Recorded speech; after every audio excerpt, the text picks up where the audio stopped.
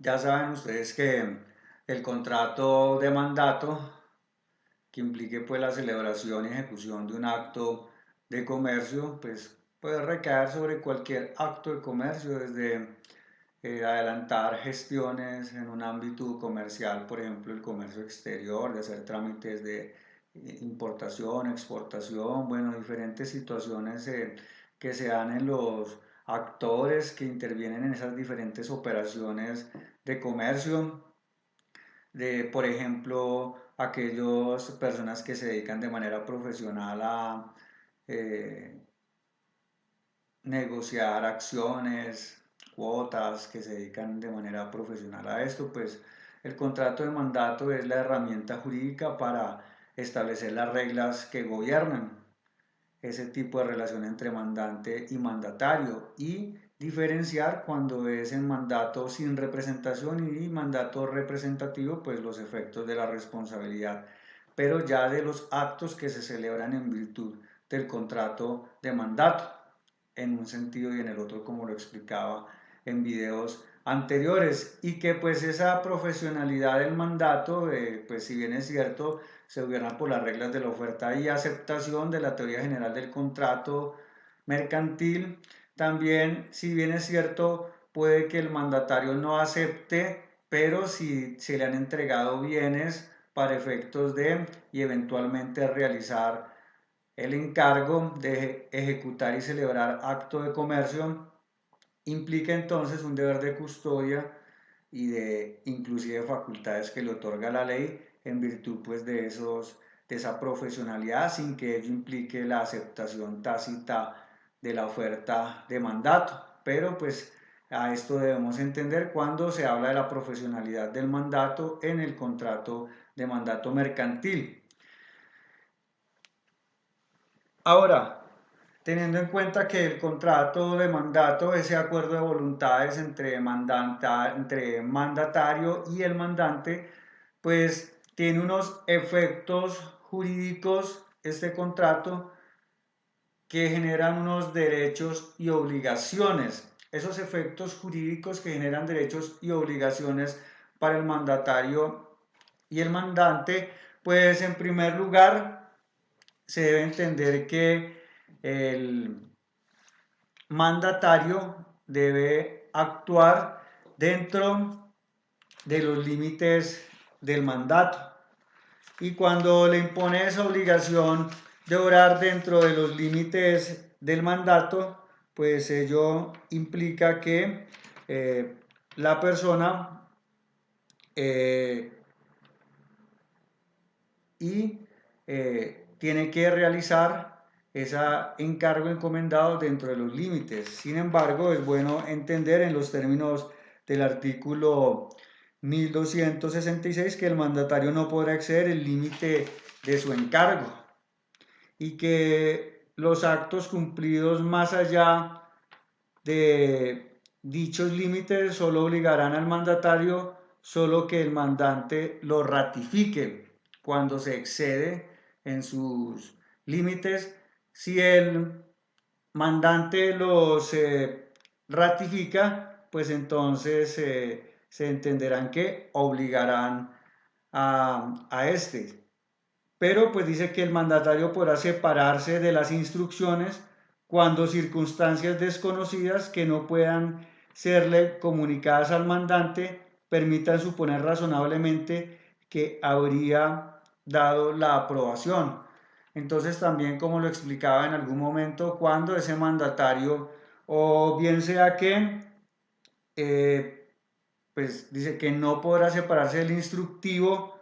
de su encargo del objeto del contrato de mandato, y establece que cuando esas circunstancias eh, imprevistas y desconocidas no puedan ser comunicadas al mandante, pues el mandatario podrá suponer razonablemente que el mandante habría de aceptarlas dentro de un elemento pues de sano juicio, como les decía, siempre orando para la protección del patrimonio del mandante por parte de ese mandatario. Y Adicional, dentro de estas obligaciones también se establece una conducta ante casos no previstos por el mandante. Puede suceder que en la ejecución del contrato resulten situaciones que no fueron claras o que no aparecieron al momento de la celebración del contrato. Entonces el artículo 1267 dice que en los casos no previstos por el mandatario deberá suspender la ejecución de su encargo. La primera facultad que le otorga allí esta norma del 1267 es que si sobrevienen esas situaciones, deberá informar al mandante. Esto lo suspende, aclaro, suspende el mandato mientras informa, ¿sí? Mientras consulta con aquel, pero si la urgencia o estado del negocio no permite demora alguna, o si el mandatario se lo hubiere facultado para obrar a su arbitrio, actuará según su prudencia y en armonía con las costumbres de los comerciantes diligentes. Entonces, ese mandatario tiene que obrar como se conoce como un buen padre de familia, un buen hombre de negocios, como velaría por la protección de su propio patrimonio y el de sus hijos. Asimismo, pues, obrar como un buen hombre de negocios implica entonces cumplir con la debida diligencia en procura de favorecer el patrimonio de su mandante y que eventualmente tendrá que ejecutar algunos actos que si bien no le son comunicados, se puede presumir que van a ser aceptados en razón a la necesidad y urgencia que reviste tomar ciertas decisiones y ejecutar ciertos actos para el cumplimiento del mandato. También establece un informe de cuentas que debe rendir el mandatario. Según el artículo 1268, el mandante puede pedir informe de cuentas según pues los términos del 1268. Y pues este artículo dice que el mandatario debe informar al mandante de la marcha del negocio, rendirle cuenta detallada y justificada de la gestión y entregarle todo lo que haya recibido por causa del mandato dentro de los 3 días siguientes a la terminación del mismo. Entonces, esa obligación por parte del mandatario de informar, de rendir cuentas una vez ejecutado el contrato dentro de los 3 días siguientes al cumplimiento de la gestión.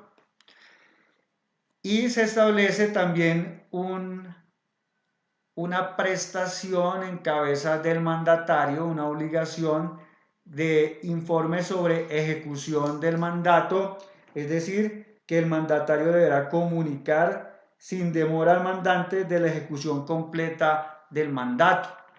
Pero aquí establece otra obligación, según el artículo 1269, que el mandatario deberá comunicar sin demora al mandante la ejecución completa del mandato. Igualmente está obligado el mandatario a comunicar al mandante las circunstancias sobrevinientes que puedan determinar la renovación o la modificación del contrato.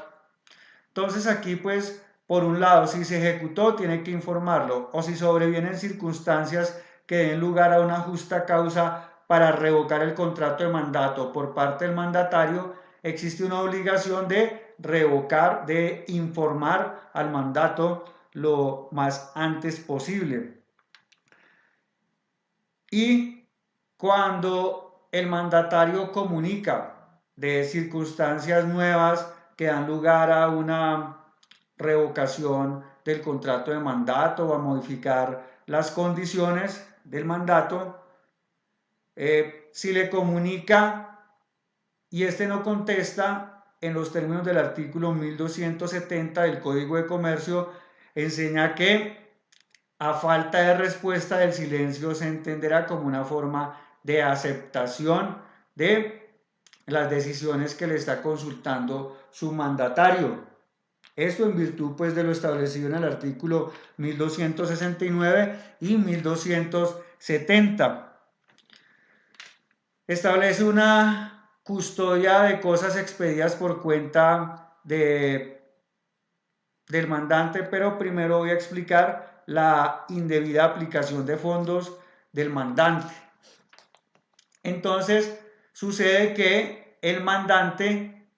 entrega unos fondos para lograr el encargo que se le da al mandatario, le dispone de unos fondos, lo cual implica que el mandatario no podrá direccionar estos para sus negocios personales y que si incurre en el incumplimiento de esta obligación, estará obligado a pagar los intereses legales desde el momento en que destinó para sus negocios personales los dineros previstos por el mandante, pagará los intereses legales y adicionalmente da lugar a la indemnización de perjuicios que cause a su mandante por destinar estos dineros para los negocios personales, o si los destina para otras situaciones que no están previstas dentro del mandato, también podrá incurrir adicional a devolver con intereses legales y los perjuicios a que dé lugar al delito de estafa por parte de, o mejor, corrijo, al delito de abuso de confianza por parte del mandatario en la ejecución pues, de ese contrato de mandato. Y la obligación de custodia del 1273, lo que hablábamos cuando previo a la celebración del mandato, del perfeccionamiento, se le entregan al mandatario unos bienes que si bien él no acepta, pero tiene un deber de custodia sobre estos bienes que se le entregan. Esto no implica pues que él acepte, sin embargo tiene una obligación de custodia sobre estos bienes hasta tanto pues ya se resuelva directamente ya con ese mandante y que éste provea los fondos necesarios que necesita para esa custodia de esos bienes por parte del mandatario. Y está la incompatibilidad que habla el artículo 1274 y que enseña que el mandatario no podrá hacer de contraparte del mandante salvo expresa autorización de este, en concordancia con el artículo 839 del mismo Código de Comercio. Y ¿cuáles son esos deberes de mandatarios profesionales que no acepten el encargo? Ya hablábamos que cuando no se acepta el encargo existen esos deberes de custodia, inclusive de enajenar esos bienes que les sean entregados previos al perfeccionamiento del contrato de mandato. Así no acepte el encargo y adicional a eso la obligación de informar que no acepta la ejecución del encargo que se le encomienda.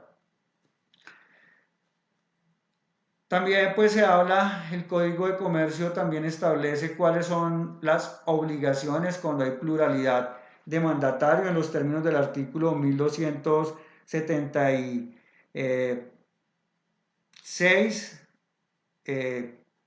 y el 1276 que habla sobre pluralidad de mandantes y el 1272 pluralidad de mandatarios. Entonces, cuando hay pluralidad de mandatarios en los términos del 1272, cuando en el mandato se confiera poder a varias personas, cada uno de los mandatarios podrá orar separadamente, pero una vez cumplido el encargo por uno de estos, deberá el mandante informar la ejecución